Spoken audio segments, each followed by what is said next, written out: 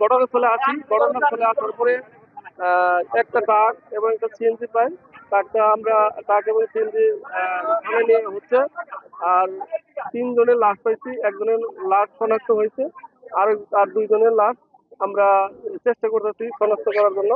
আর বাকি কার্যক্রম প্রক্রিয়াধীন। এই ঈদে জামা জুতো অ্যাক্সেসরিজের ডিসকাউন্ট। আর ট্রাক চালককে পালিয়ে গেছে না আটক আছে? ট্রাক চালক পালিয়ে গেছে, আমরা ট্রাক চালককে পাই নাই। ট্রাক আমরা থানায় নিচ্ছি, থানায় নেওয়ার পরে যে আইনগত যেটা ব্যবস্থা হয় সেটাই আমরা করবো। পরিবর্তন কর্তৃপক্ষের নির্দেশে যেটা করা দরকার আইনগতভাবে সেটাই আমরা করবো। আপনার নাম পরিচয়? আমার নাম কামরুল, মোহাম্মদ কামরুল হাসান, সাব ইন্সপেক্টর, কালিয়াকৈর থানা। আমরা অবশ্যই করবো। আমরা সিনিয়র আমার কর্তৃপক্ষের নির্দেশ ক্রমে যেটা আইনগত ব্যবস্থা নেওয়া দরকার সেটা আমরা নেব।